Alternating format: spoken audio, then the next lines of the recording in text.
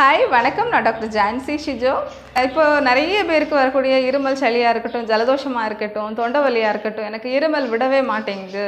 நான் படுத்தா எனக்கு ரொம்ப மூச்சு விடுறதுக்கு சிரமமாக இருக்குது, இருமல் தொடர்ச்சியாக வந்துக்கிட்டே இருக்குது, ரொம்ப சஃபகேட்டிங்காக இருக்குது அப்படின்னு சொல்கிறவங்களுக்கு நான் ஒரு குட்டி டிப் தரேன்.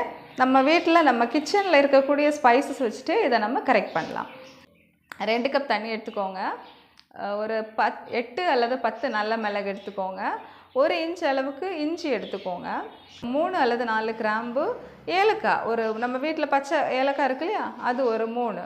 அப்புறம் கருப்பு ஏலக்காய்ன்னு சொல்லுவோம், நம்ம காட்டு ஏலக்காய்ன்னு சொல்லுவாங்க. அது நம்ம நாட்டு மருந்து கடையில் அல்லது நம்ம ஆன்லைனில் அவைலபிளாக இருக்கும். அதில் ஒரு 1. ஸோ இஞ்சி, நல்ல மிளகு, ஏலக்காய் கருப்பு, ஏலக்காய் பச்சை, அப்புறம் கிராம்பு, இந்த 5ஐயுமே நல்லா கொதிக்க வைக்கணும். இப்போ நம்ம 2 கப் தண்ணி வைக்கிறோன்னா 1 கப் அளவுக்கு நல்லா வற்ற வச்சுட்டு அதை வடிகட்டி அந்த தண்ணியில் நமக்கு தேவையான அளவுக்கு 1 டீஸ்பூன் அல்லது 2 டீஸ்பூன் ஹனி விடணும். ஒரு நாளைக்கு 2லேருந்து 3 வாட்டி எடுத்துக்கலாம். ரொம்ப இருமலாக இருக்குதுன்னு சொல்கிறவங்க ஒரு 3 வாட்டி ஒரு நாளைக்கு எடுக்கலாம். இந்த இதில் இருக்கிற கிராம்பு, ஏலக்காய் எல்லாமே நல்ல ஆன்டிபாக்டீரியல், ஆன்டிவைரல் ப்ராப்பர்ட்டிஸ் இருக்குது. இது நம்ம கோவிட் டைமில் கூட நம்ம நிறைய பேர்கிட்ட சொல்லியிருப்போம். இப்போ நம்ம வெளியே போகும்போது நீங்கள் வாயில் ஏலக்காய் போடுங்க, வாயில் கிராம்பு போடுங்க, உங்களுக்கு டக்குன்னு இன்ஃபெக்ஷன் ஆகாது அப்படின்னு நிறைய பேர்கிட்ட சொல்லியிருப்போம்.